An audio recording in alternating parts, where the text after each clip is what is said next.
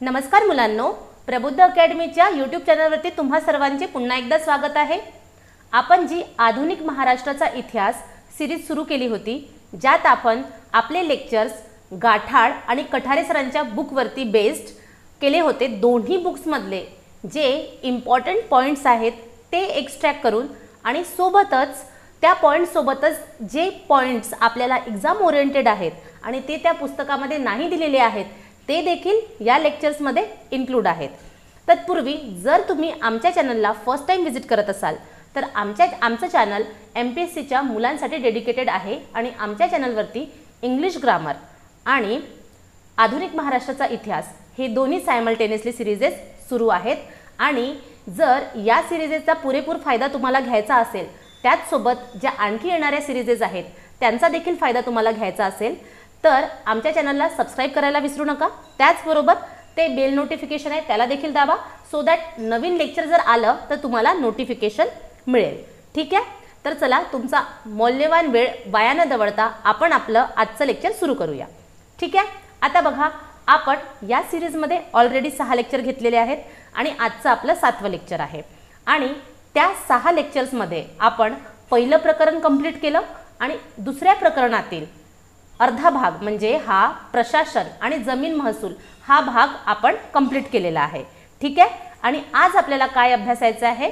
आज आपल्याला शिक्षण, वृत्तपत्रे, ख्रिश्चन मिशनऱ्यांचे कार्य आणि रेल्वे पोस्ट तारायंत्र हे अभ्यासायचं आहे। आता हे अभ्यासताना कारण की जसा हा प्रशासन आणि जमीन महसूल टॉपिक खूप जास्त इम्पॉर्टंट होता आणि त्याला आपण भरपूर वेळ दिला, तसा यात फक्त काही निवडकच गोष्टी महत्त्वाच्या आहेत आणि त्याच निवडक गोष्टी आपण अभ्यासणार आहेत।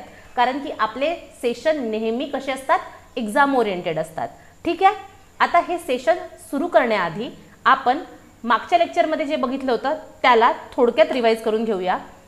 ज्यात आपण महसूल पद्धती बघितल्या होत्या, ज्या बघितल्या होत्या 4। एक होती कायमधारा, दुसरी होती रयतवारी, तिसरी होती महालवारी आणि चौथी होती मौजेवारी। ठीक आहे, आता ही जी मौजेवारी आहे ही आपल्याला का अभ्यासावं लागते? कारण की ही जी मौजेवारी आहे ही मुंबई प्रांतासाठी इम्पॉर्टंट आहे। म्हणजे ही जी पद्धत आहे एल्फिस्टननी फक्त मुंबई प्रांतामध्ये रुजू केली होती। कोणी? एल्फिस्टननी। म्हणून लक्षात घ्या, या मौजेवारीवरती वारंवार प्रश्न विचारले जातात आणि हिला आपण डिटेलमध्ये बघितलं। ही जी महालवारी आहे जी होल्ट मॅकेन्झीने काढली होती, तिला UP आणि पंजाबच्या क्षेत्रामध्ये रुजू केल्या गेलं होतं। ठीक आहे, ही जी रयतवारी आहे हिला रीडनी मद्रासमध्ये लागू केलं होतं आणि याचा जो जनक आहे तो आहे मुनरो, थॉमस मुनरो। ठीक आहे, आणि जी कायमधारा पद्धत आहे ती जॉन शोर या समितीच्या शिफारसीवरनं कॉर्नवॉलिसनी सुरू केली होती। ठीक आहे, आणि ही पद्धत कधी आली होती? 1793ला। रयतवारी कधी आली होती? 1820ला। आणि काही भागामध्ये रयतवारी नंतर म्हणजे मुंबई प्रांतामध्ये नंतर रुजू झाली होती आणि महालवारी जी आहे 1822ला कायद्यासह रुजू झाली होती। ठीक आहे, तर हे वर्ष लक्षात ठेवा तुम्ही मुलांनो। त्याचसोबत याचे एरियाज आणि याला कुणी कुणी आणलं होतं हे लक्षात घ्या। आता हे थोडक्यात रिवाइज केले आपण आणि याला जर तुम्हाला डिटेलमध्ये समजायचं असेल तर तुम्ही मागील लेक्चर परत एकदा बघू शकता।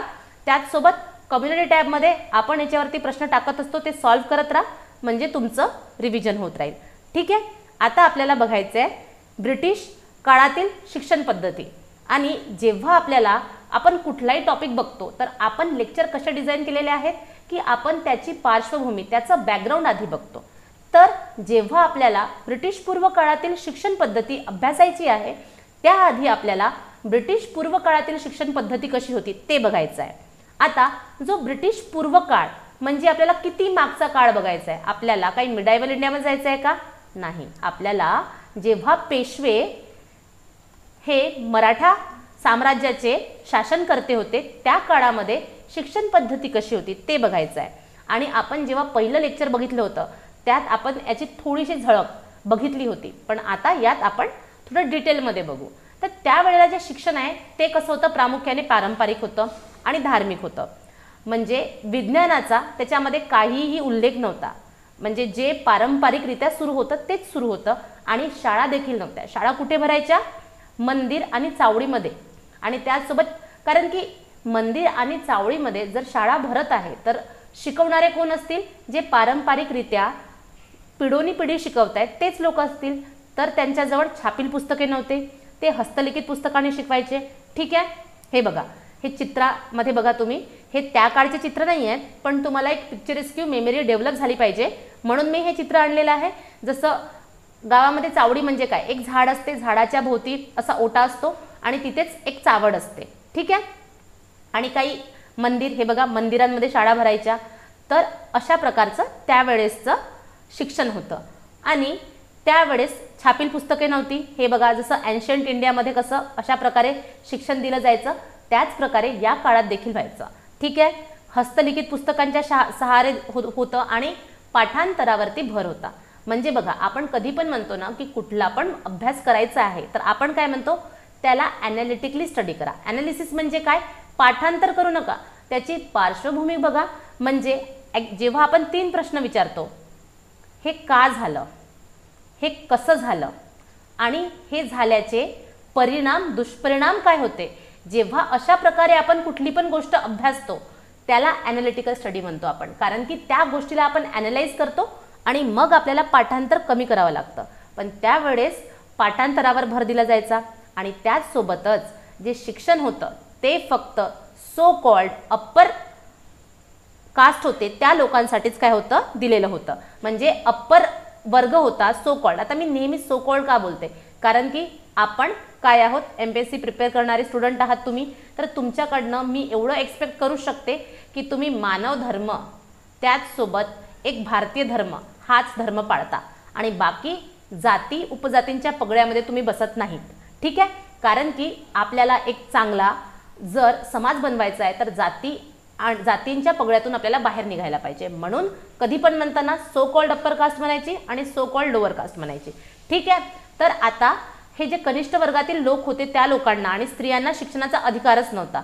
हे आपण मागे पण बघितलं होतं. त्यात आपण बघितलं होतं महाराष्ट्र 95%, पेशवाईमध्ये महाराष्ट्र 95% महाराष्ट्र अशिक्षित होता. ठीक आहे, आणि जो सो कॉल्ड अप्पर वर्ग होता तो जो एज्युकेशन घेत होता ते पण विज्ञान शाखेतलं नव्हतं. ते कसं होतं, त्यांच्या व्यावसायिक कामासाठी जे त्यांना लागत होतं, जसं जे मराठा होते ते लढय्ये होते तर ते लष्करी एज्युकेशन घ्यायचे.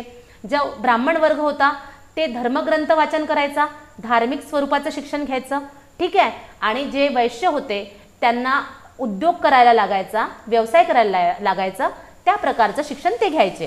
कळतंय तुम्हाला. आणि ज्या सो कॉल्ड अप्पर वर्गातल्या स्त्रिया होत्या, ठीक आहे, त्या काय करायच्या, त्यांना जे लिहिणं वाचणं आहे, बेसिक कॅल्क्युलेशन आलं पाहिजे असं शिक्षण त्या घ्यायच्या. आणि हे काय आहे, सगळं बेसिक शिक्षण आहे. ठीक आहे, आणि या समाजाला जे उच्च शिक्षण आहे, ठीक आहे, त्याचा गंध नव्हता. ठीक आहे, आणि याच्यामध्ये मी तुम्हाला आउट ऑफ द बॉक्स जाऊन एक गोष्ट सांगते, ते म्हणजे जेव्हा एन्शंट इंडिया होता, म्हणजे प्राचीन भारत होता, त्या प्राचीन भारतामध्ये शिक्षणाचा स्रोत भारत होता. म्हणजे पूर्ण देशादेशांमधनं लोक भारतात यायचे शिक्षण घ्यायला. कारण की आपल्याकडे नालंदा युनिव्हर्सिटी, तक्षशिला युनिव्हर्सिटी अशा युनिव्हर्सिटी होत्या आणि सायन्सचा हब काय होता, भारत होता. पण जसं जसं आपण मिडायवल इंडियाकडे गेलो आणि एन्शंट इंडियाच्या लेटर पार्टमध्ये गेलो, आपल्या त्या भारतातल्या शिक्षणाचा पाया कुंकुवत होत गेला. कारण की आपण धार्मिक गोष्टींकडे वळत गेलो आणि आपलं जे सायन्स आहे ते आपण विसरलो.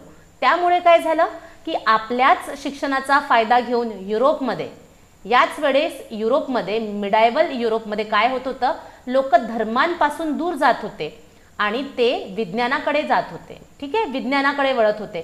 त्यामुळे तिथे प्रबोधन झालं. प्रबोधन म्हणजेच काय, इंग्लिशमध्ये रिनान्सा. आणि ते रिनान्सा झाल्यामुळे त्यांनी सायन्स आणि टेक्नॉलॉजीमध्ये इतकी डेव्हलपमेंट केली की त्याच्यासोबत त्यांनी जे शिप डेव्हलपमेंट आहे त्याचसोबत जे नवीन नवीन अवजार आहेत हे सगळं त्यांनी शोधून काढलं आणि ते सगळं शोधून काढल्यानंतर ते भारताकडे आणि म्हणजेच एशियाकडे, या एशिया खंडाकडे वळले आणि एशिया खंडावरती सार्वस्व, ठीक आहे, त्यांना कॉलनाइज करण्याचं काम त्यांनी सुरू केलं. आणि हे ते का करू शकले? कारण की तिथे प्रबोधन झालं होतं आणि सायन्स अँड टेक्नॉलॉजी डेव्हलप झाली होती. पण आपण आपल्या एन्शंट इंडियाला विसरून नंतर धर्माकडे वळलो आणि जे विज्ञान आहे त्याला आपण विसरून त्या धार्मिक पगड्यामध्ये आपण बसलो आणि त्यामुळे आपली अधोगती झाली.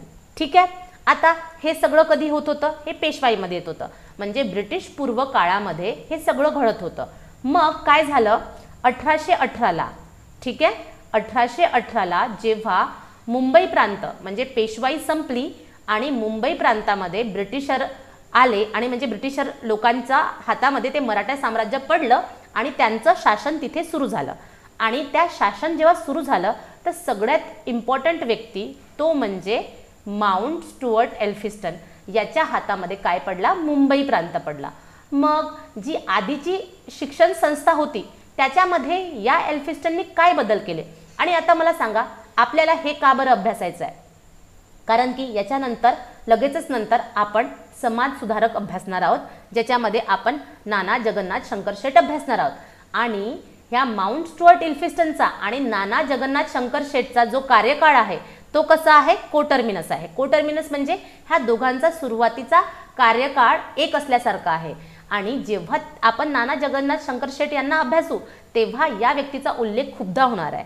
म्हणून त्या समाज सुधारकांमध्ये जेव्हा आपण शंकर शेट यांना अभ्यासणार आहोत त्याचा अर्धा अभ्यास आपला याच लेक्चरमध्ये होऊन जाणार आहे. ठीक आहे. आता बघा, ब्रिटिश राजवटीमध्ये शैक्षणिक प्रगती कशी होती आणि एल्फिस्टनचा शिक्षणाकडे पाहण्याचा दृष्टिकोन कसा होता? आता बघा, सुरुवातीच्या काळाला जेव्हा एल्फिस्टनच्या हातामध्ये मुंबई प्रांत आला तर एल्फिस्टन हा आहे तो बाकीच्या इंग्रज अधिकाऱ्यांपेक्षा वेगळा होता. कसा? म्हणजे जसा मॅकॉले होता, ठीक आहे, वॉरेन हॅस्टिंग होता, यांचा भारतीयांकडे पाहण्याचा जो दृष्टिकोन होता ते भारतीयांना क्षीण आणि कमी लेखायचे, ठीक आहे, कमी प्रतीचे व्यक्ती म्हणून लेखायचे.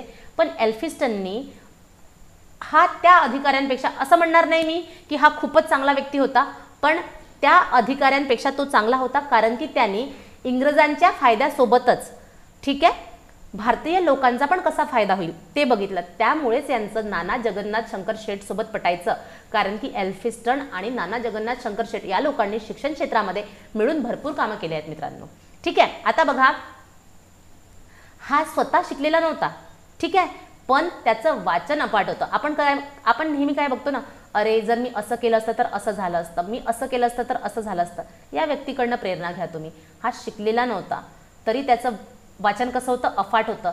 एवढंच नाही, तुम्हाला माहिती आहे त्याला भरपूर भाषा पण यायच्या. हे बघा, ग्रीक, लॅटिन, फारसी, इंग्रजी या सगळ्या भाषा पण यायच्या. मग आता जेव्हा याच्याकडे मुंबई प्रांत पडला तेव्हा सुरुवातीला त्याची शिक्षणाबद्दल काय धारणा होती? त्याची धारणा अशी होती की आपल्याला इच्छा लोकांना शिक्षण द्यायचं आहे. का? कारण की शिक्षण जर दिलं तर आपल्याला असा वर्ग मिळेल जो आपल्या कामात येईल. कारण की तेव्हा त्यांच्या सुरुवातीला ते व्यापारी म्हणून आले होते, ठीक आहे, आणि मग त्यांनी हळूहळू इथे राज्यकर्ते म्हणून कारभार सांभाळायला लागले. आता राज्यकर्ते झाले तर त्यांना काय करावं लागेल? इथे शासन सुरू करावं लागेल. शासन सुरू करावं लागेल तर त्यांना एक नोकरदार वर्ग पाहिजे राहील. काय पाहिजे राहील? नोकरदार वर्ग. आणि या नोकरदार वर्गामध्ये जे खालच्या प्रतीच्या नोकऱ्या आहेत त्यांच्यावर तरी ॲटलिस्ट कारकून या पदावरती तरी त्यांना भारतीयांना, कारण की एवढे सगळे लोक ते कुठून ब्रिटनमधून आणू शकत नव्हते, म्हणून त्यांना असा वर्ग पाहिजे होता. त्यासाठी त्यांना एक शिक्षण, थोडंसं जरी शिक्षण येणारा वर्ग पाहिजे होता. म्हणून त्यांनी सुरुवातीच्या काळामध्ये भारतीयांना शिक्षण देण्याची सुरुवात केली. पण त्यात पण एल्फिस्टनला असं वाटायचं की इथचा जो शेतकरी वर्ग आहे त्यांचा पण भलं झालं पाहिजे आणि त्याचसोबत धर्म आणि शिक्षणामध्ये फरक असायला हवा. म्हणजे शिक्षण वेगळं आणि धर्म वेगळं. आपलं आधीचं शिक्षण कसं होतं? धार्मिक होतं. पण एल्फिस्टनच्या मते या गोष्टींमध्ये फारकत असायला हवी होती. त्याचसोबत त्याला असं वाटायचं की लोकांना आपण देशी भाषेंमधनं शिक्षण द्यायला पाहिजे.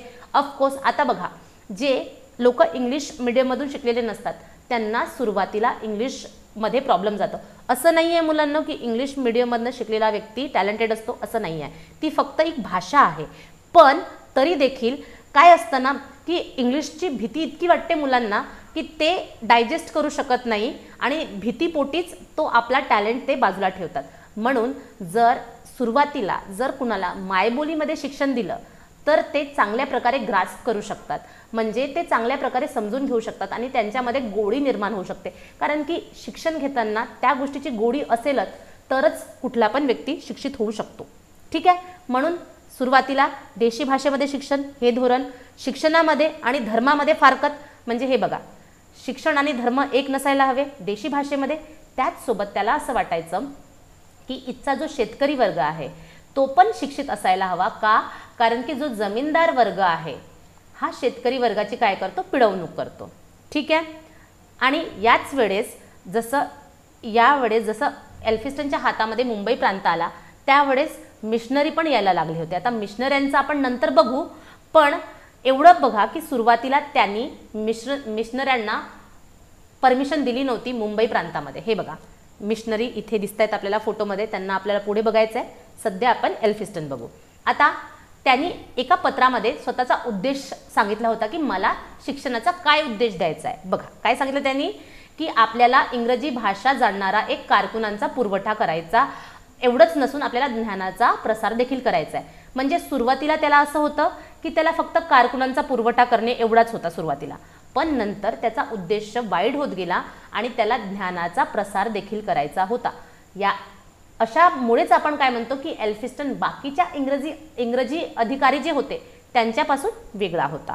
ठीक आहे, त्याचसोबत इथे जी रय्यतवारी पद्धत होती आणि मौजेवारी पद्धत पण, त्याच्यामध्ये एक पट्टा आणि कबुलियत असायची. आपण जे मागचं लेक्चर बघितलं त्यात आपण पट्टा बघितलं होतं पण कबुलियत नव्हतं बघितलं. पण पट्टा आणि कबुलियत हे दोन्ही काय असायचे, हे जमीनदार आणि शेतकरी यांच्यामधला एक कॉन्ट्रॅक्ट असल्यासारखा असायचा. म्हणजे या पट्ट्यावरती लिहिलं असायचं की जमीनदार या शेतकऱ्याकडून किती महसूल घेऊ शकतो. ठीक आहे, पण जेव्हा शेतकरी त्यांना वाचता यायचं नाही तर जमीनदार काय करायचे, आजलपेक्षा फाजल त्यांच्याकडनं महसूल घ्यायचे आणि त्यांना कर्जबाजारी करायचे आणि त्यांची शेतीपासून सगळं काय करून टाकायचे, ते बळकावून टाकायचे. ठीक आहे, म्हणून एल्फिस्टनला असं म्हणायचं होतं जर शेतकऱ्यांना जर लिहिता वाचता आलं तर हे पट्टा आणि कबुलियत चांगल्याने समजू शकतील आणि त्यांची पिळवणूक होणार नाही. म्हणजे बघा त्यांनी स्थानिय लोकांचा पण विचार केला, त्याचसोबत शेतकऱ्यांचा पण विचार केला. हेच त्याला बाकीच्या इंग्रजी अधिकाऱ्यांपासून वेगळं करतं. ठीक आहे, चला आता आपण बघितलं की ब्रिटिश पूर्व काळामध्ये शिक्षण कसं होतं. त्यानंतर बघितलं की एल्फिस्टनची शिक्षण विषयक धारणा काय होती. आता आपल्याला बघायचं आहे की त्याच्या शिक्षण विषयक योजना काय होत्या. या योजना आपण समोर बघणार आहोत. त्यापूर्वी आपण बघितलं होतं आधीच्या लेक्चरमध्ये की जो एल्फिस्टन आहे त्यांनी शिक्षण क्षेत्रामध्ये, त्याचबरोबर महसूल विभागामध्ये, त्याचबरोबर पोलीस आणि कोठडी म्हणजे जे जेल असतं, ठीक आहे, त्यामध्ये पण कामं केले. हे सगळे कामं त्यांनी केल्यामुळे त्याला आधुनिक महाराष्ट्राचा ब्रिटिश शिल्पकार पण म्हटलं जातं. ठीक आहे, आणि या लेक्चर नंतर तर तुम्हाला एकदम क्लिअर होईल की त्याला का म्हटलं जातं आधुनिक महाराष्ट्राचा ब्रिटिश शिल्पकार. आता बघा सगळ्यात पहिले त्याची शिक्षण विषयक योजना काय होती जी त्यांनी 1823ला दिली होती.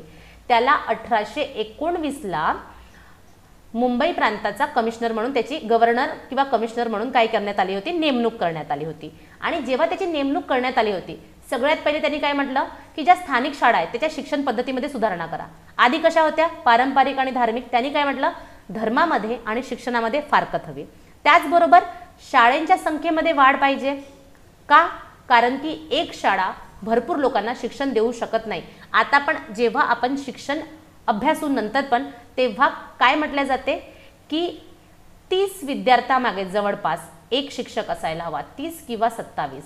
तर मग जर आपल्याला हे साध्य करायचं आहे, म्हणजे जेव्हा आपण आता हा आधुनिक स्टँडर्ड रेशो आहे की एका शिक्षकांनी 27 ते 30 मुलांना शिकवायला पाहिजे. मग त्या काळात तर पूर्ण गावाला एकच व्यक्ती शिकवायचा, म्हणून शाळेच्या संख्येमध्ये काय करायची गरज होती, वाढ करायची. त्याचसोबत आधी काय होतं, पोत्या लिहिलेल्या पुस्तकांनी, हस्तलिखित पुस्तकांनी अभ्यास व्हायचा. आता हा काय म्हणतो की तुम्ही पुस्तकांचा पुरवठा करा. त्याचसोबत कनिष्ठ शिक्षणासाठी प्रोत्साहन, कनिष्ठ म्हणजे प्रायमरी, म्हणजे काय असायचं, प्रायमरी एज्युकेशनची खूप जास्त गरज होती, कारण की त्या काळामध्ये समाज अशिक्षित असल्यामुळे पहिलं शिक्षणाला महत्त्व कुठलं, प्रायमरी.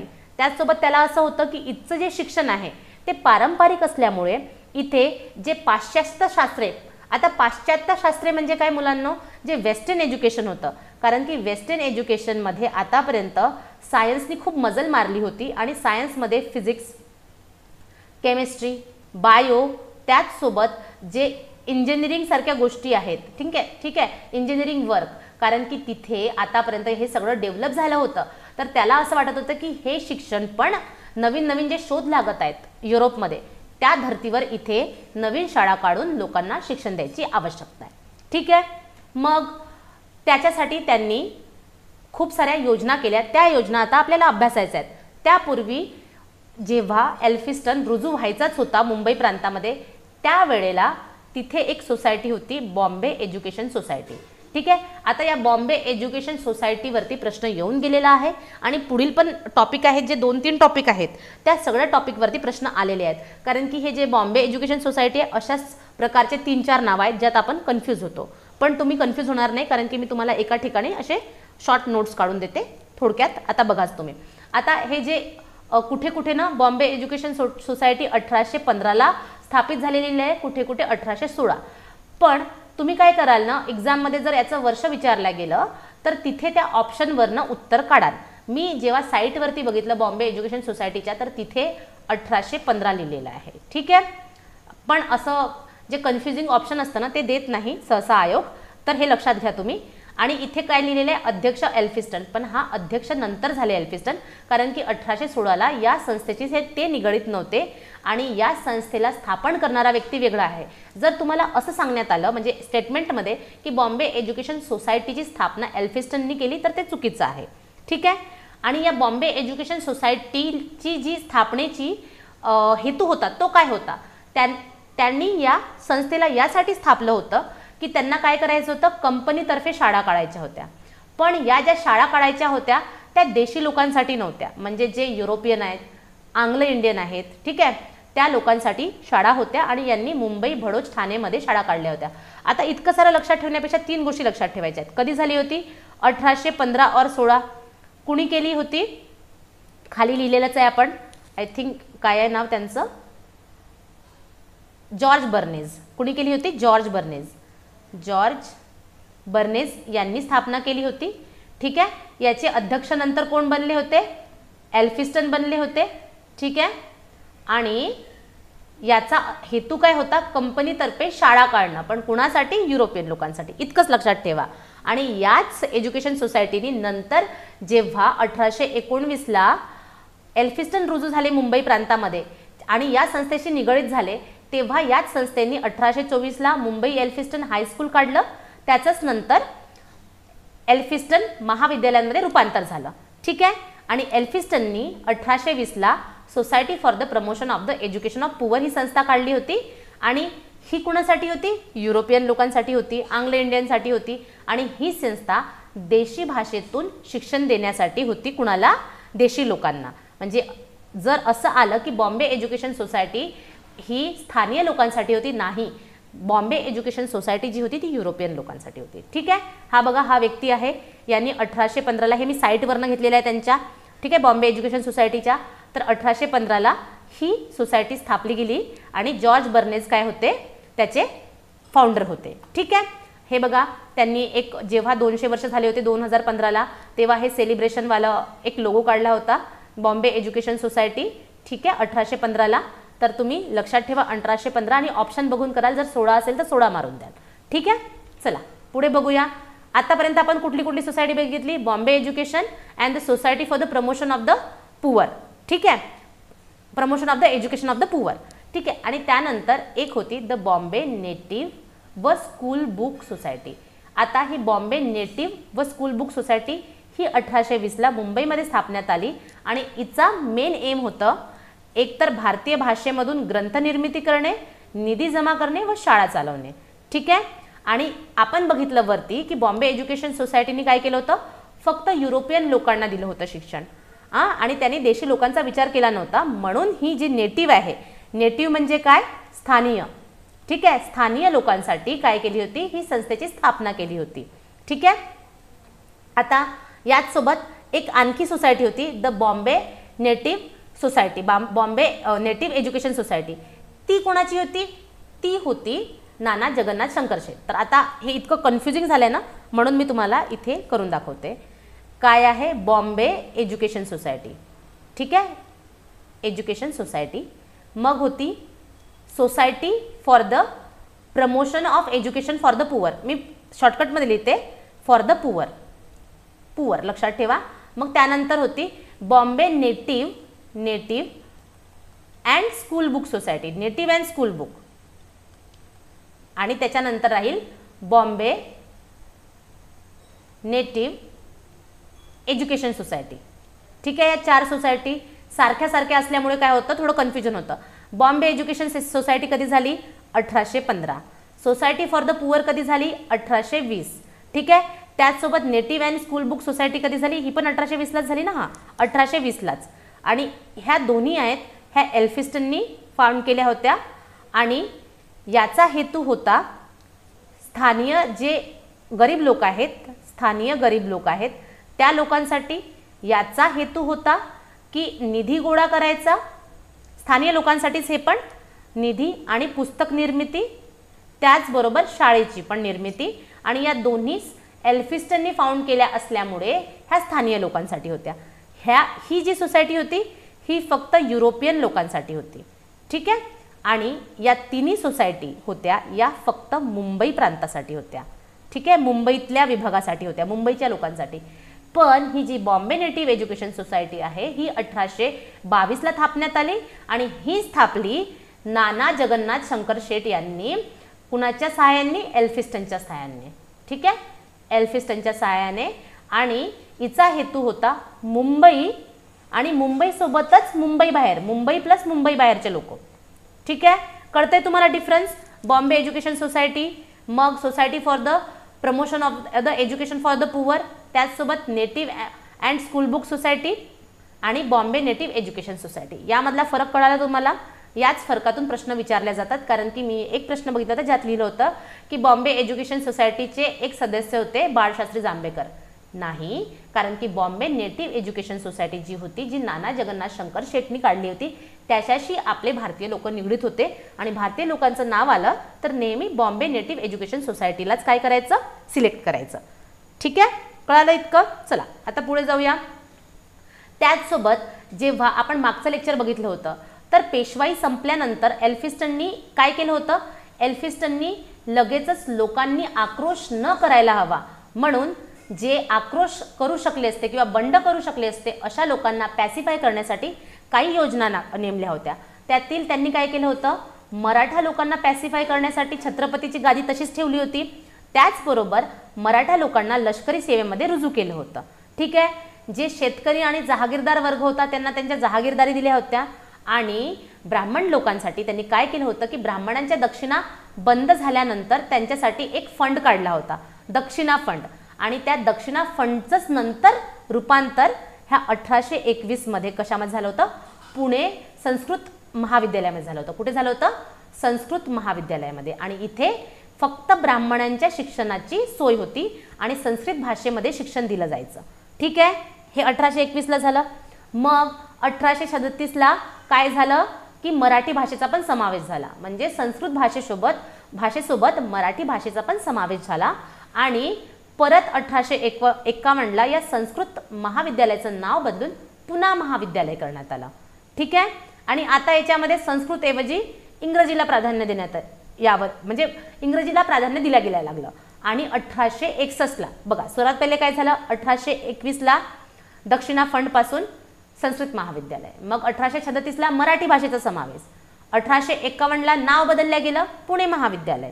ठीक आहे, आणि त्यात इंग्रजीला पण प्राधान्य देण्यात आलं. आणि 1861ला 2 महाविद्यालय तयार केले गेले. एक होतं इंग्रजीसाठी डेक्कन महाविद्यालय आणि मराठीसाठी वर्नॅक्युलर महाविद्यालय. कळतंय. आणि मग 1865ला हे जे महाविद्यालय आहे ट्रेनिंग महाविद्यालय फॉर मेन म्हणून ओळखलं जाऊ लागलं. कळतंय. आता बघा, हे बघा खाली बघा, हे आहे डेक्कन कॉलेज पुणे. आता हे काय करतायत, नॅशनल संस्कृत डे सेलिब्रेट करतायत. का करतायत?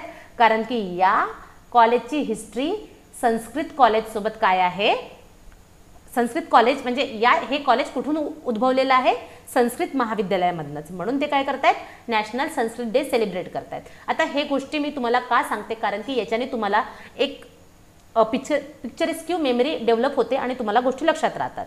ठीक आहे. आता हे बघा, बॉम्बे नेटिव्ह एज्युकेशन सोसायटी आपण बघितली होती वरती, जी कुणी स्थापन केली होती 1822ला, जगन्नाथ शंकर शेट यांनी, आणि कुणाच्या सहाय्याने, एल्फिस्टन.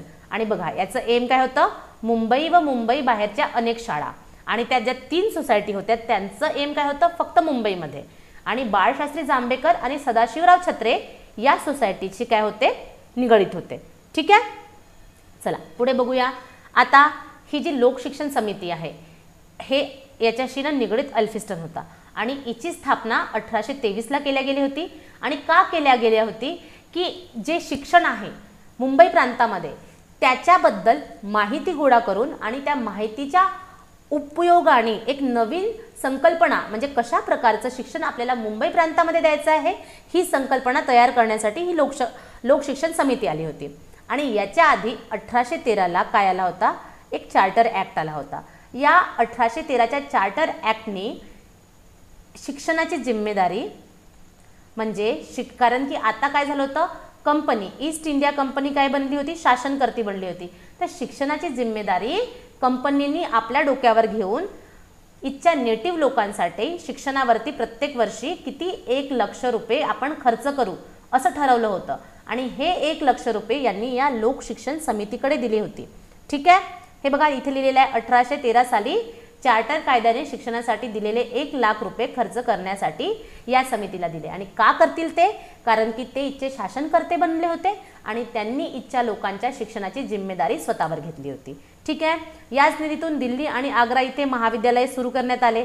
त्याचसोबत 1824ला मुंबई इथे अभियांत्रिकी महाविद्यालय सुरू करण्यात आले. 1826ला मुंबई वैद्यकीय शाळा स्थापन करण्यात आली आणि 1845ला मुंबई वैद्यकीय महाविद्यालय सुरू करण्यात आले. म्हणजे या लोकशिक्षण समितीच्या संकल्पनेतून मुंबई प्रांतामध्ये जे शिक्षणाचा जो डेव्हलपमेंट झाली आणि शिक्षण भरभरीत होऊ लागले तिथे, ते कशामुळे झाले, की जे इंग्रजांनी आहे शिक्षणाची जिम्मेदारी स्वतःवर घेतली, त्यासाठी 1 लाख रुपये प्रत्येक वर्षी ते खर्च करू लागले. ठीक आहे. चला आता आपण हे सगळं एल्फिस्टनचं वरती कार्य बघितलं, त्याला एक समअप करायचं आहे आपल्याला. ठीक आहे. ते म्हणजे तो मुंबईच्या प्रांताचा काय होता, गव्हर्नर असताना त्यांनी मुंबईमध्ये आधुनिक शिक्षणाचा पाया घातला, वर बघितलं आपण. त्याचसोबत 1813 मधले 1 लाख रुपये त्यांनी यूज करून नियोजन केलं, ते पण बघितलं. ठीक आहे. 1823ला त्यांना शिक्षण विषयक योजना बनवली, ते पण बघून झालं आपलं. देन खेड्यातील शाळांची संख्या वाढवावी, पात्र शिक्षक नेमून शिक्षणाचा दर्जा वाढवावा आणि दुसरी भाषा म्हणून इंग्रजीला प्राधान्य, पण पहिलं प्राधान्य त्यांनी मायभाषेला दिलं, मायबोलीला दिलं. ठीक आहे. आणि या सगळ्यांचं कंपाईल करूनच त्यांनी एक पुस्तिका काढली होती, त्यालाच म्हणतात एल्फिस्टनचं मिनिट. बघा आपल्याला ना एकच मिनिट माहीत असतं, ते म्हणजे मॅकॉले मिनिट. ठीक आहे. पण या मॅकॉले मिनिटच्या आधी पण एल्फिस्टनची काय होती, मिनिट होती, सरकारी पुस्तिका, ज्याच्यानी सरकारच्या शैक्षणिक धोरणाचा पाया मुंबई क्षेत्रामध्ये रुजला गेला होता. हे खूप कमी लोकांना माहिती असेल, म्हणून हे माहिती करून घ्या. आणि जेव्हापर्यंत वूडचा खलिता आला नाही, याच पुस्तिकेचा वापर होऊन मुंबई प्रांतामध्ये शिक्षणाच्या धोरणाचा पाया बसवला गेला. ठीक आहे. आणि बघा एल्फिस्टनच्या काळामध्ये बॉम्बे एज्युकेशन सोसायटी जी 1815ला आली होती, बॉम्बे नेटिव्ह व स्कूल बुक सोसायटी जी 1820ला आली होती. ठीक आहे. आणि पुणे येथील संस्कृत महाविद्यालय जे 1821ला आलं होतं. ठीक आहे. या महत्त्वाच्या संस्था स्थापित करण्यात आल्या. याच्यावरनं कळतंय तुम्हाला की एल्फिस्टनने किती महत्त्वाचं कार्य केलं आहे. ठीक आहे. आता बघा एल्फिस्टन निवृत्त झाल्यानंतर मुंबईमध्ये एक बोर्ड ऑफ एज्युकेशन बनवण्यात आलं, ज्याला शिक्षण मंडळ म्हणतात. आणि जी वर सोसायटी बघितली होती आपण 1822ला, जे नाना जगन्नाथ शंकर शेट यांनी केली होती. आणि या बोर्ड ऑफ एज्युकेशनमध्ये नाना जगन्नाथ शंकर शेट यांचा देखील काय होता, पार्टिसिपेशन होतं. ठीक आहे. यांचा पण सहभाग होता. आता बघा बॉम्बे नेटिव्ह एज्युकेशन सोसायटीचे कार्य आणि सरकारी शाळेचे कार्य या दोघांना कंबाईन करून यांनी हे शिक्षण मंडळ बनवलं होतं. ठीक आहे. यात 6 सदस्य होते, 3 सरकार नियुक्त राहतील आणि 3 जे बॉम्बे नेटिव्ह एज्युकेशन सोसायटी होते त्याचे प्रतिनिधी, म्हणजेच कोण, भारतीय लोक. त्यात नाना जगन्नाथ शंकर शेट यांचा देखील काय होता, समावेश होता. ठीक आहे. आता या बोर्ड ऑफ एज्युकेशनचे म्हणजे शिक्षण मंडळाचे कार्य काय होते? एक, शाळांना मान्यता देणे, शाळांची तपासणी करणे, वर्गानुसार अभ्यासक्रम लावणे आणि ग्रंथ निर्मिती करणे. ठीक आहे, एवढे कार्य होते. आणि ह्याच कार्यामध्ये आणखी एक महत्त्वाचं कार्य म्हणजे हे सगळं होताना मुंबईमध्ये वैद्यकीय महाविद्यालयाची पण स्थापना झाली, त्याचबरोबर मुंबईमध्ये विद्यापीठाची पण स्थापना झाली. आणि या दोन्ही गोष्टीमध्ये नाना जगन्नाथ शंकर शेठ, कुणाचा? नाना जगन्नाथ शंकर शेठ यांचा सहभाग होता. ठीक आहे. आता बघू आपण, हे बघा, ॲक्च्युली त्यावेळेला ना इथे कलकत्त्यामध्ये जो गव्हर्नर होता त्यांनी कलकत्त्यामध्ये वैद्यकीय शाळा काढली आणि त्याच धर्तीवरती आपल्या मुंबईमध्ये पण काय व्हायला पाहिजे? वैद्यकीय शाळा सुरू व्हायला पाहिजे. याच्यासाठी जगन्नाथ शंकर शेठ यांनी त्यांनी खूप प्रयत्न केले आणि त्या प्रयत्नामधूनच इथे वैद्यकीय शाळा निर्माण झाली आणि त्याचसोबत वैद्यकीय महाविद्यालय पण, म्हणजे आधी कलकत्त्यामध्ये स्थापना करण्यात आली शाळेची पण आणि वैद्यकीय महाविद्यालयाची पण, आणि त्याच धर्तीवरती नंतर मुंबईमध्ये. आणि या गोष्टीमध्ये नाना जगन्नाथ शंकर शेठ यांचा खूप मोठा वाटा होता. ठीक आहे. आणि नंतर काय झालं ना, एक रॉबर्ट ग्रँट म्हणून होते, त्यांची पुण्याजवळनं निधन झालं आणि त्यांना एक श्रद्धांजली द्यायची म्हणून जगन्नाथ शंकर शेठ यांनी काय सुचवलं की आपण हे मुंबईचं जे वैद्यकीय महाविद्यालय आहे त्याला ग्रँट मेडिकल कॉलेज नाव देऊ आपण, आणि म्हणून त्यांना रॉबर्ट ग्रँटच्या नावाने आता पण आपण त्याला ग्रँट मेडिकल कॉलेज म्हणतो. ठीक आहे. आता त्यानंतर काय झालं, जसं काय म्हणते, हा आपण कुणाचा? एल्फिस्टनचा एक सरकारी पुस्तिका ज्यालाच एल्फिस्टन्स मिनिट म्हणतात ते बघितलं. तर त्यानंतर वुड्सचा खलिता आला आणि त्यांनी शिक्षणाविषयक खूप साऱ्या धोरणांना रुजू करण्याचा प्रयत्न केला भारतामध्ये. आणि त्यातलंच एक धोरण होतं की जसे लंडनमध्ये युनिव्हर्सिटी आहेत, विद्यापीठ आहेत, तसेच भारतात पण विद्यापीठं बनायला पाहिजे आणि त्याच धर्तीवरती मुंबईमध्ये विद्यापीठ बनवण्यात आलं. ठीक आहे, दिसतंय? 1857च्या कायद्यानुसार मुंबई, कलकत्ता आणि मद्रासमध्ये विद्यापीठं स्थापण्यात आली. ठीक आहे. आणि हे कुणाच्या अहवालावर आधारित होती? वुडच्या. आणि वुडचा पण अहवाल आपण खाली पाहणारच आहोत. ठीक आहे. आणि एक सर कॉल्विल म्हणून होते, यांच्या अध्यक्षतेखाली या विद्यापीठासाठी समिती नेमण्यात आली होती. लक्षात ठेवा, सर कॉल्विल कोणत्या विद्यापीठाशी निगडीत आहे? मुंबई विद्यापीठाशी. ठीक आहे. आणि शेवटी 18 जुलै 1857ला मुंबई विद्यापीठाची स्थापना झाली. ठीक आहे. आता जेव्हा या मुंबई विद्यापीठाची स्थापना, हे बघा, ही मुंबई विद्यापीठाची बिल्डिंग आहे. सुरुवातीला त्यांच्याकडे बिल्डिंग नव्हती, पण खूप प्रयत्नातून खूप देणगी दिली गेली आणि त्याचसोबत इंग्रजांनी पण पैसे लावले आणि त्यानंतर मुंबई युनिव्हर्सिटीची स्थापना करण्यात आली. ठीक आहे. हे बघा, आणि या विद्यापीठाचे म्हणजे ही जे मुंबई विद्यापीठ आहे या विद्यापीठाचे पहिले कुलगुरू होते एल्फिस्टन. कोण होते? एल्फिस्टन. आणि पहिले कुलपती होते एल्फिस्टन आणि पहिले गुरु होते विल्यम यार्डले. हे लक्षात घ्या मुलांनो, सर विल्यम यार्डले याच्यावरती प्रश्न येऊ शकतो, जर आला तर. शक्यता कमी आहे, पण जर आला तर येऊ शकतो. ठीक आहे. आणि त्याचसोबत या विद्यापीठातून पहिले जे 4 पदवीधर पासआउट झाले याच्यावरती प्रश्न आलेला आहे, म्हणून हे लालमध्ये आहे आणि याला तुम्हाला लक्षात ठेवायचं आहे. मुंबई विद्यापीठामध्ये आपण काय काय बघितलं की 1857ला स्थापना झाली. कशावरून झाली?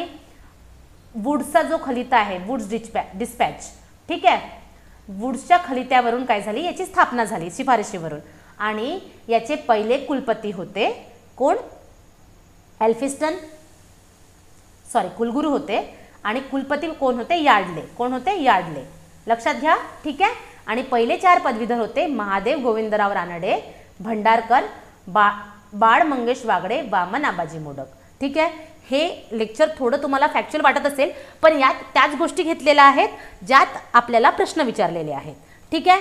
त्यानंतर हा वुड्स डिस्पॅच कधी आला होता? 1854ला आला होता. हे आहेत सर चार्ल्स वुड, यांचा फोटो लक्षात घ्या तुम्ही. आणि आपल्याला काय बघायचं आहे? Charles Wood. आता आपण काय बघितलं? मुंबई प्रांतामध्ये आधी एल्फिस्टनचं मिनिट, ठीक आहे, कार्यरत होतं. म्हणजे एल्फिस्टनचं जे मिनिट आहे त्याच्यानी जी शिक्षणाची प्रणाली आहे ती रुजू केल्या गेली. त्यानंतर जेव्हा 1833ला परत एक चार्टर ॲक्ट आला होता, त्या चार्टर ॲक्टनी एक मॅकॉले लॉ मेंबर आहे त्याला नेमलं होतं आणि मॅकॉलेज मिनिट म्हणून अशी एक काय होती? एक शिफारस पत्र होतं, मॅकॉले त्याची रिपोर्ट होती. त्या रिपोर्टनी भारतामध्ये कशा प्रकारचं शिक्षण असायला हवं त्याच्या काही सजेशन्स दिले होते आणि त्या सजेशनवरती भारतामध्ये शिक्षण रुजू करण्याचं काम करण्यात आलं होतं. पण त्यांनी काही फारसा फरक पडला नाही, म्हणून मग चार्ल्स वूड समिती काय करण्यात आली, नेमण्यात आली होती. आता या समितीचा चार्ल्स वूड का बरं म्हणतात, कारण की जे बोर्ड ऑफ डायरेक्टर होते त्या बोर्ड ऑफ डायरेक्टरमध्ये एक मेंबर होते सर चार्ल्स वूड आणि त्यांच्याच आग्रहावरून हा अहवाल लिहिला गेला होता, म्हणून याला चार्ल्स वूडचा खलिता म्हणतात. आणि या खलित्याला Magna Carta of British education in India असं देखील म्हणतात, कारण की यांनी भरपूर चांगल्या शिफारशी केल्या होत्या आणि या शिफारसीवरून भारतामध्ये शिक्षण प्रणालीमध्ये काही चांगले बदल घडले होते, म्हणून त्याला Charles Wood Magna Carta of British education in India म्हणतात. ठीक आहे. आता बघा यांनी काय तरतुदी केल्या होत्या. या तरतुदीकडे तुम्ही लक्ष देऊ नका, मी जेवढं सांगते तेवढ्याकडे लक्ष द्या, कारण की तरतुदी भरपूर आहेत, पण तुम्हाला 4-5 तरतुदीवरून पूर्ण तरतुदी लक्षात घ्यायच्या आहेत. सगळ्यात पहिली गोष्ट यांनी म्हटलं प्रायमरी म्हणजे प्राथमिक आणि माध्यमिक, मी शॉर्टकटमध्ये लिहिते हां. प्रायमरी आणि माध्यमिक म्हणजे प्राथमिक आणि माध्यमिक शिक्षण कुठल्या भाषेतून, स्थानीय भाषेतून. ठीक आहे, स्थानीय भाषेतून. आणि जे हायर एज्युकेशन आहे, ठीक आहे, हायर एज्युकेशन आहे ते द्या तुम्ही कुठनं, इंग्लिश लँग्वेजमधनं. ठीक आहे. त्याचसोबत तुम्ही लंडनच्या धर्तीवरती इथे पण युनिव्हर्सिटी सुरू करा आणि त्यामधूनच मुंबई, बॉम्बे, कॅलकत्ता आणि मद्रास, ज्या वर बघितले आपण, बॉम्बे, कॅलकत्ता आणि मद्रास युनिव्हर्सिटी स्थापन करण्यात आल्या. त्याचसोबत यांनी म्हटलं की प्रत्येक प्रांतामध्ये शिक्षण खाते पाहिजे. का, कारण की आपल्याला प्रायमरी एज्युकेशनचं काय करायचं आहे, जाळं पूर्ण भारतभर उभं करायचं आहे. त्यासाठी म्हणजे समजलं, प्रायमरी एज्युकेशनला सगळ्यात जास्त महत्त्व दिलं. ठीक आहे. पाठांतर आहे का, नाही. काय, प्रायमरी एज्युकेशनला महत्त्व, प्रायमरी आणि माध्यमिक शिक्षण मराठी भाषेमधनं, आणि मराठी म्हणजे स्थानीय, जिथे हिंदी असेल तिथे हिंदी. त्याचबरोबर जे हायर एज्युकेशन आहे ते इंग्लिशमधनं, आणि प्रत्येक भागांमध्ये शिक्षण खाते आणि सर्वत्र आपल्याला काय उभं करायचं आहे, शिक्षणासाठी आपल्याला एक जाळं उभं करायचं आहे. इतक्याच गोष्टी लक्षात ठेवा. त्यानंतर कुठल्याही गोष्टी आल्या जर चांगल्या लिहिल्या असेल तर त्याला राईट करायचं, नाहीतर त्याला क्रॉस मारायचं. ठीक आहे. आणि युनिव्हर्सिटी पण, हां युनिव्हर्सिटी पण बॉम्बे, कॅलकत्ता आणि मद्रास. ठीक आहे. आणि आता यांनी आणखी काय सांगितलं होतं, आणि यांनी आणखी एक गोष्ट सांगितली होती की स्त्रियांच्या शिक्षणाला महत्त्व द्या आणि शिक्षित जे लोक आहेत त्यांना रोजगार कसा द्यायचा याच्यावर पण त्यांनी चर्चा केली, आणि शिक्षण कसं असलं पाहिजे, धर्मनिरपेक्ष शिक्षण असलं पाहिजे. आता मला सांगा, हा पॉईंट तुम्हाला लक्षात ठेवण्याची गरज आहे का, नाही, कारण की ब्रिटिशांनी नेहमीच शिक्षणाला धर्मापासून वेगळं केलं, म्हणून हा पॉईंट लक्षात ठेवण्याची गरज नाही आहे. आणि स्त्रियांच्या शिक्षणासाठी ते नेहमीच काम करणार आहेत, कारण की ते उदारमतवादी होते, म्हणून हा पण पॉईंट लक्षात ठेवण्याची गरज नाही आहे. ठीक आहे. आणि आणखी एक पॉईंट लक्षात ठेवण्याची गरज आहे, ती म्हणजे त्यांनी काय म्हटलं होतं की ज्या खाजगी शाळा आहेत त्या खाजगी शाळांना अनुदान द्या जर ते आपल्या नियमाचं पालन करत असतील. ठीक आहे. म्हणजे बघा, प्रायमरी एज्युकेशन कुठून, स्थानीय भाषेतनं, माध्यमिक एज्युकेशन स्थानीय भाषेतनं, हायर एज्युकेशन इंग्लिश भाषेमधनं, शिक्षणाचे जाळे. ठीक आहे. प्राथमिक एज्युकेशनला इम्पॉर्टन्स दिलं. त्याचबरोबर हे जाळे निर्माण करण्यासाठी ज्या खाजगी शाळा आहेत त्यांना काय द्या, अनुदान द्या. आणि अनुदान जर दिलं तर ते अशाच शाळांना द्या जे काटेकोरपणे काय करतात, नियमाचं पालन करतात. आणि एक लक्षणीय गोष्ट, यावेळेस लॉर्ड डलहौजी, कारण की 1848 ते आय थिंक 1858 लॉर्ड डलहौजीचा काय होता, कार्यकाळ होता, आणि त्यांनी या वुड्स खलिताला खूप काय केलं होतं, सिरियसली घेऊन त्यांनी कलकत्त्यामध्ये आणि कलकत्त्याच्या बाहेर देखील खूप साऱ्या सुधारणा केल्या होत्या, मुंबई प्रांतामध्ये आणि कलकत्त्यामध्ये पण. कलकत्त्यामध्ये तर त्यांनी एक बेंथून कॉलेज काढलं होतं मुलींसाठी. ठीक आहे. कळतंय तुम्हाला, इतकंच लक्षात ठेवायचं वुड्समध्ये, बाकी दुसरं काही लक्षात ठेवण्याची गरज नाही आहे. मग या अहवालाचा परिणाम काय झाला, अहवालाचा परिणाम झाला की प्रत्येक प्रांतात शिक्षण खात्याची स्थापना झाली, आणि इथे या युनिव्हर्सिटी स्थापन झाल्या, आणि प्राथमिक आणि माध्यमिक शिक्षणाला प्रोत्साहन दिलं, आणि खाजगी शाळांना अनुदान देण्याची पद्धत, शिक्षकांच्या प्रशिक्षणासाठी संस्था सुरू झाल्या. हे सगळे चांगले परिणाम झाले, म्हणून यालाच काय म्हणतात, Magna Carta of British education in India म्हणतात. ठीक आहे. मग हे काही लक्षात ठेवण्याचं गरज नाही, पण वर आपण जेवढं बघितलं तेवढं लक्षात ठेवा. ठीक आहे. त्यानंतर आलं हंटर कमिशन. हे बघा, हे आहेत सर विल्यम हंटर, आणि यांनी हंटर कमिशन ची जी रिपोर्ट आहे हे यांच्याच अध्यक्षतेखाली आलं होतं, म्हणून त्याला काय म्हणतात, हंटर कमिशन म्हणतात.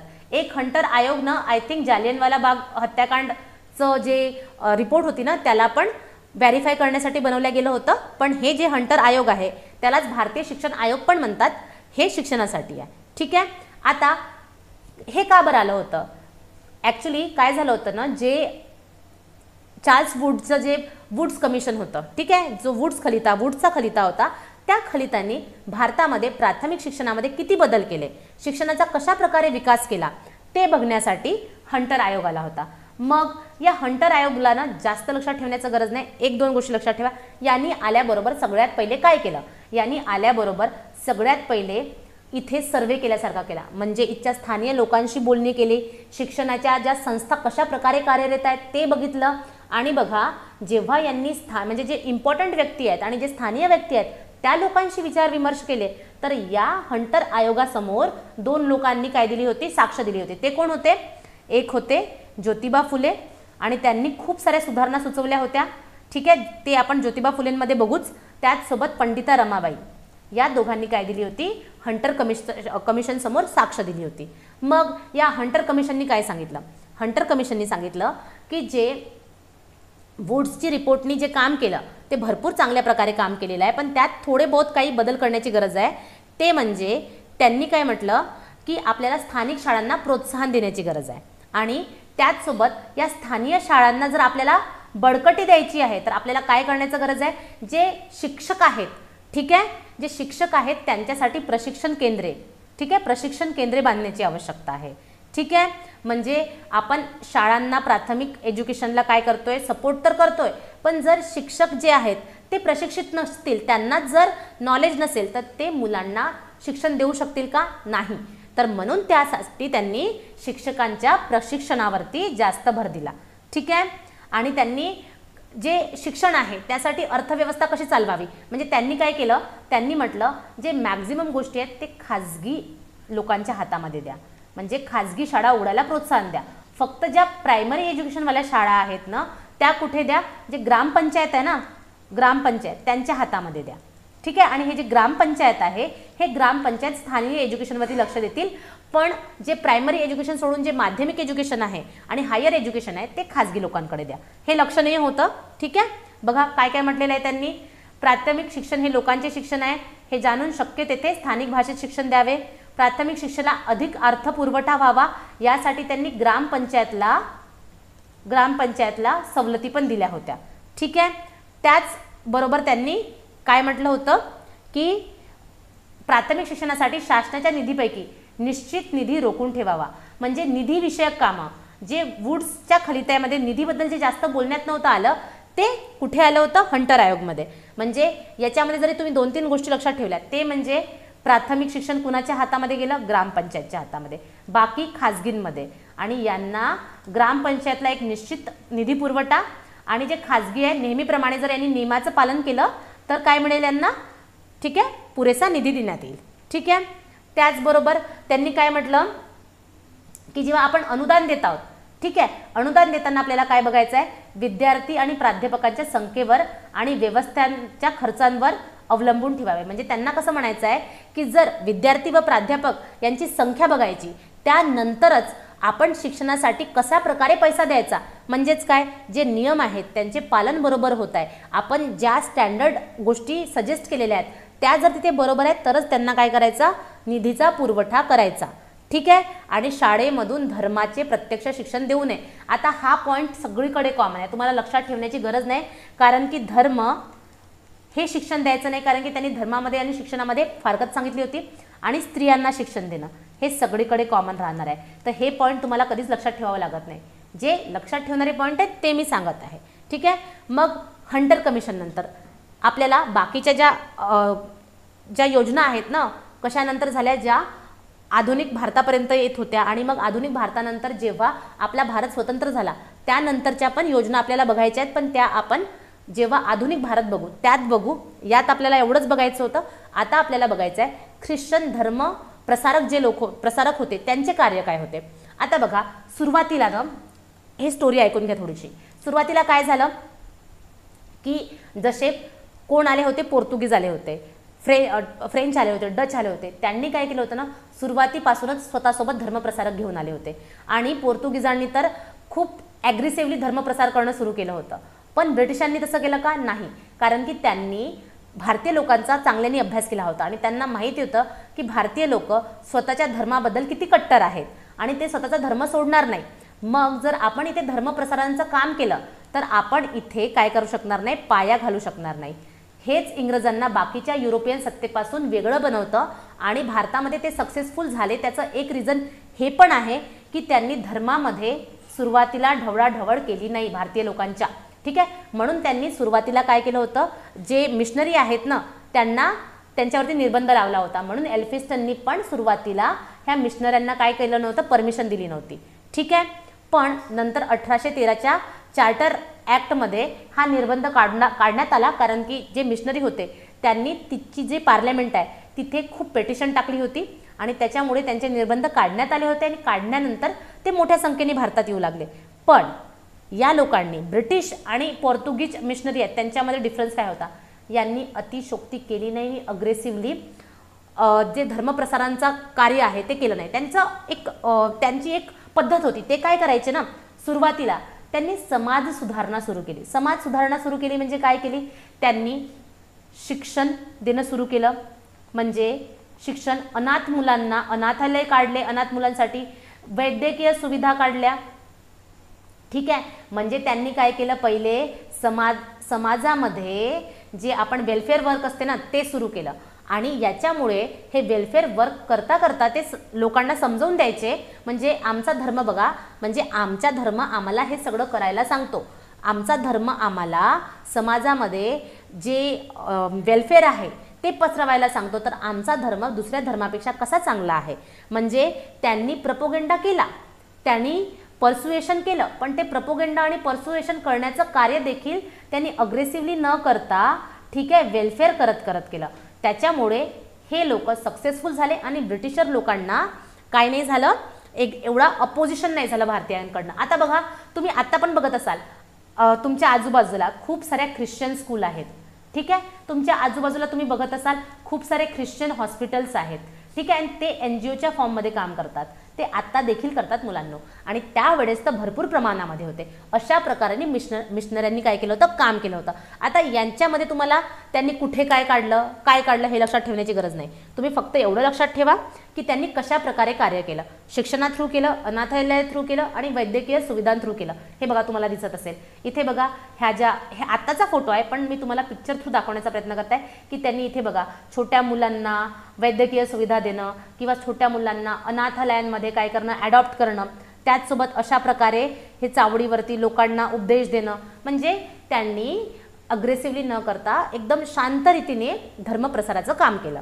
ठीक आहे, मग या सगळ्या गोष्टीचा, ठीक आहे, या सगळ्या गोष्टीचा काय परिणाम झाला? कुठे? महाराष्ट्रावरती काय परिणाम झाला? या शिक्षणाचा, या सगळ्या गोष्टीचा काय परिणाम झाला? सगळ्यात पहिले तर पाश्चात्य विज्ञाननिष्ठ शिक्षणाची ओळख. म्हणजे आपल्याला काय झालं, आपण जे धार्मिक शिक्षणामध्ये अडकलेलो होतो त्या धार्मिक शिक्षणांमधनं आपण बाहेर निघालो आणि आपल्याला आधुनिक शिक्षणाची ओळख झाली.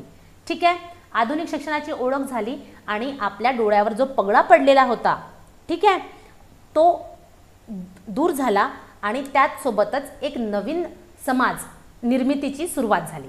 आणि त्याचसोबत एक इंग्रजांसाठी पण चांगला परिणाम झाला. तो म्हणजे एक जो मिडल क्लास होता, त्यावेळेस जो शिकलेला मिडल क्लास होता तो इंग्रजनिष्ठ, इथे चुकीचं झालं आहे, इंग्रजनिष्ठ करा, इंग्रजनिष्ठ वर्गाचा उदय झाला. बघा, जेव्हा आपण बघतो ना की 1857चं बंड झालं, त्याच्यामध्ये पण आदिवासी लोकांचे बंड झाले, त्याच्यामध्ये जमीनदारांचे बंड झाले, तर नेहमी असा एक वर्ग राहायचा जो इंग्रजांच्या पाठीशी उभा राहायचा. तर तो इंग्रजांच्या पाठीशी उभा राहणारा वर्ग देखील ह्या शिक्षणामुळे निर्माण झाला होता. तुम्ही बघितलं असेल, जेव्हा 1857ला रंगू बाबूजी गुप्तेंनी काय केलं होतं, क्रांतीचं बंड पुकारलं होतं, तेव्हा असा एक मिडल क्लास होता जो त्यांच्या पाठीशी उभा राहिला नव्हता आणि तो या शिक्षणाचाच परिणाम होता.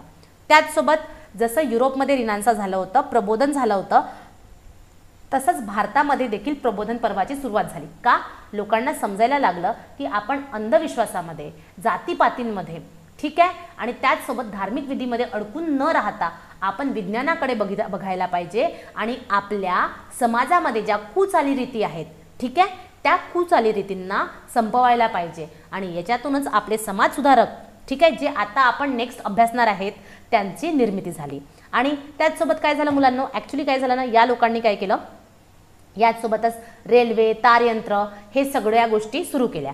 आणि सोबतच काय होतं ना, आधी काय होतं, जसं महाराष्ट्रीयन माणूस काय बोलायचा, मराठी बोलायचा, तेलुगू माणूस तेलुगू बोलायचा, कन्नडा, तमिळ असे साऊथचे लोक वेगळ्या वेगळ्या भाषा बोलायचे. पण आता एक सेम लँग्वेज म्हणजे इंग्लिश बोलणारे एक वर्ग निर्माण झाला. मग हे काय करायचे, आपापसामध्ये कम्युनिकेट करू शकायचे. आणि कम्युनिकेट करता करताच ते ह्या सुविधांमुळे, रेल्वे, तारयंत्र या सुविधांमुळे एकमेकांशी जवळ आले. आणि म्हणून भारतीय समाज जो विस्कटित होता तो आता एक संघ झाला. कसा झाला, एक संघ झाला. आणि त्याचबरोबर जेव्हा या लोकांना समजायला लागलं, अभ्यासायला लागले, त्यांना आपलं पास्ट समजायला लागलं, आपली संस्कृती समजायला लागली, तर एक असा वर्ग निर्माण झाला, त्याला आपल्या भारतीय संस्कृतीबद्दल अभिमान वाटायला लागला. आणि जशा प्रकारे इंग्रज काय दाखवत होते, आपल्याला खालचं दाखवत होते भारतीय लोकांना, तर या लोकांनी काय करण्याचं काम केलं की आम्ही भारतीय देखील खालचे नसता, आमचा पण जो पास्ट आहे, ठीक आहे, तो ग्लोरियस आहे. आम्ही पण पास्टमध्ये खूप आमच्याकडे असे विद्वान लोक होऊन गेले आहेत आणि विद्वत्तेचं काम झालेलं आहे. अशा प्रकारचे लोकांना जागृत करण्याचं काम झालं. आणि लोकांचा जो स्वाभिमान आहे, जो पूर्ण ढासळवला होता इंग्रजांनी, की तुम्ही कसे आहेत, तुम्ही बार्बेरिक आहेत, तुम्ही कसे आहेत, तुम्ही अजूनपर्यंत काय नाही झालेले आहेत, तुम्ही अजूनपर्यंत जागृत झालेले नाहीत, असं म्हणून आपली पिळवणूक लावली होती. त्यातून आपला समाज वर आला आणि स्वाभिमानी बनला. आणि इथूनच काय झालं, समाज सुधारणेला आणि कार्यसुधारणेला चालना मिळाली. आणि याच्यामुळे एक नवीन वर्ग तयार झाला, तो म्हणजे समाज सुधारकांचा, ठीक आहे. आणि आपल्या आधुनिक भारताची आणि आधुनिक महाराष्ट्राचा पाया इथपासून रुजू झाला. ठीक आहे मुलांना, कळतं इतकं कळालं. त्याचसोबतच आपण जेव्हा हे मिशनऱ्यांचं कार्य बघत होतो ना, तर आपल्याला हे पण बघायचं आहे की मिशनऱ्यांनी नाही का काय केलं होतं, 3-4 फ्रंटवरती कार्य केलं होतं. आता 3-4 फ्रंटवरती म्हणजे ते कार्य करताना जेव्हा ते भारतामध्ये आले, तर तेव्हा त्यांना कळालं की यांना आपण इंग्रजी भाषेमध्ये आपल्या धर्माचा प्रसार करू शकत नाही. तर त्यांनी काय केलं माहिती आहे, त्यांनी मराठी भाषा शिकून घेतली. आणि मराठी भाषा शिकताना पहिलं मराठीचं व्याकरणाचं पुस्तक पण त्यांच्याकडनंच लिहिलं गेलं. जे कोणी लिहिलं होतं, सर विल्यम कॅरनने लिहिलं होतं. आणि शब्दकोश पण त्यांनी एक मराठी शब्दकोश पण तयार केला होता. त्याचबरोबर त्यांनी काय केलं, मराठी वृत्तपत्र, ठीक आहे, मराठी वृत्तपत्र छापण्याचं काम सुरू केलं. का, कारण की वृत्तपत्रातून त्यांना काय करायचं होतं, स्वतःच्या धर्माचा प्रसार करायचा होता. तर म्हणून त्यांनी वृत्तपत्र आणि त्याचसोबत वाङ्मय आणि त्याचसोबत दुसरे पुस्तकं याच्यामध्ये भरपूर कामं केले. म्हणजे मग त्याच्यामुळे काय झाला, जे मराठी वाङ्मय आहे, ठीक आहे, त्याचा पण प्रसार होऊ लागला. आणि त्यांनी तर तुम्हाला माहिती आहे का, जे बायबल आहे ना, बायबलचं पूर्ण मराठीमध्ये रूपांतर करून खूप साऱ्या कॉपी त्याच्या डिस्ट्रीब्यूट केल्या होत्या त्यांनी. म्हणजे समजतंय का, त्यांनी म्हणजे आपल्या धर्माचा प्रसार करता करता मराठी जनतेला त्यांनी शिक्षित केलं. कळतंय, हे कळतंय का तुम्हाला? मी हे का सांगते, कारण की याच्यातून तुम्ही गोष्टी इलिमिनेट करू शकता आणि तुम्हाला प्रॉपरली ॲनालाइज करता येईल टॉपिक, की याच्यातनं म्हणजे जेव्हा ते आले होते, कोण आले होते, आपले मिशनरी आले होते. तर मिशनरी आल्यानंतर त्यांनी कशा प्रकारे मराठीचं व्याकरणाचं पुस्तक लिहिलं, त्यांनी ते का लिहिलं, मग त्यांनी मराठीमध्ये न्यूजपेपर काढलं, ते का काढलं, हे सगळं तुम्हाला यातून कळेल जर तुम्हाला हे बॅकग्राऊंड माहिती आहे. ठीक आहे. मग त्याचबरोबर आता जेव्हा आपण बघतो तर आपण मुद्रण आणि वृत्तपत्रे पण बघतो. पण बघा, आम्ही वृत्तपत्रे तुम्हाला या चॅप्टरमध्ये का सांगत नाही आहे, की जर आपण असा तक्ता बनवला आणि या तक्त्यामध्ये वृत्तपत्राचं नाव लिहिलं, ठीक आहे, आणि त्याला काढणारा व्यक्ती लिहिला, तर आपण हे असं किती पटांतर करणार आहेत का? नाही. मग आपण काय करणार आहेत, जेव्हा समाजसुधारक घेणार आहेत, तर ज्या समाजसुधारकांनी ज्या व्यक्तीने ते वृत्तपत्र काढलं त्याची माहिती त्याच्यामध्येच आपण बघू, म्हणजे आपल्याला ते पाठांतर वाटणार नाही. ठीक आहे. पण मुद्रण म्हणजेच प्रिंटिंग प्रेस, ठीक आहे, प्रिंटिंग. तर ह्या प्रिंटिंगबद्दल थोडीशी माहिती जे कुठे कुठे आपल्याला विचारले जाऊ शकते छोट्या मोठ्या एक्झाममध्ये. तर हे जे मुद्रण आहे, हा आहे गुटेनबर्ग. ठीक आहे. हे पहिल्यांदा कुठे याचा शोध लागला गेला होता, याचा पहिल्यांदा शोध लागला गेला होता युरोपमध्ये. ह्या गुटेनबर्गनी लावला होता 1439 मध्ये. ठीक आहे. आणि भारतामध्ये प्रिंटिंग प्रेस सर्वात पहिले गोव्यामध्ये आली होती आणि ते कुणी आणली, पोर्तुगीज लोकांनी आणली होती. पोर्तुगीज लोकांनी आणली होती. ठीक आहे. आणि भारतात मुद्रण कलेचा प्रसार डॉक्टर कॅरेने केला होता. हे तेच डॉक्टर विल्यम कॅरे आहेत. कोण आहेत? विलियम कॅरे, ज्यांनी काय लिहिलं होतं? त्यांनी मराठी भाषेतलं व्याकरण, ठीक आहे, मराठी भाषेतलं व्याकरण, त्याचसोबत यांनी शब्दकोश पण लिहिला होता. कळालं का तुम्हाला हे लेक्चर मुलांनो? ठीक आहे. आता याच्यानंतर हे बघा, हा विलियम कॅरेंचा फोटो आहे आणि 1761 ते 1834 हा त्यांचा कार्यकाळ आहे आणि यांनी मराठी भाषेचं काय लिहिलं होतं? व्याकरण लिहिलं होतं. कळालं का तुम्हाला की या चॅप्टरमध्ये आपण काय शिकलो? या चॅप्टरमध्ये आपण शिक्षण विषयक काय कामगिरी केली होती? कुणी? एल्फिस्टननी. मग त्याचबरोबर मिशनऱ्यांनी काय कामगिरी केली होती? आणि मिशनऱ्यांनी कामगिरी करताना अग्रेसिव्ह पॉलिसी न हे करता त्यांनी वेलफेअर पॉलिसीला सपोर्ट केला आणि वेलफेअर पॉलिसी थ्रू त्यांनी आपल्या धर्माचा काय केला होता? प्रसार केला होता. त्याचबरोबर आपण काय बघितलं की मुद्रणाची सुरुवात कशी झाली होती आणि कशा प्रकारे आपल्या भारतामध्ये वाङ्मय आणि वृत्तपत्रे यांच्याद्वारे ब्रिटिशांनी स्वतःचा धर्म प्रसार केला. ठीक आहे. तर आजचं सेशन इथेच संपवूया. आजच्या सेशनमधनं तुम्हाला जास्त प्रश्न कुठल्या पण पुस्तकामध्ये मिळणार नाही, पण आपल्याला होलिस्टिकली काय करायचं आहे? सब्जेक्ट कंप्लीट करायचा आहे. कुठलाही प्रश्न आपला चुकला नाही पाहिजे आणि एलिमिनेशनसाठी आपल्याला या चॅप्टरचं खूप महत्त्व आहे, म्हणून हा आपण चॅप्टर घेतलेला आहे. आणि आत्ता दुसरं जे सेशन राहणार आहे ते राहणार आहे समाज सुधारकावरती, ज्याच्यामध्ये आपण जगन्नाथ शंकर शेट यांना अभ्यासणार आहोत. ठीक आहे. तरी आता इथेच आपण आपलं सेशन थांबवूया आणि भेटूया पुढच्या सेशनमध्ये, जे आपलं राहणार आहे जगन्नाथ शंकर शेट याच्यावरती. ठीक आहे मुलांनो, चला तर थँक्यू.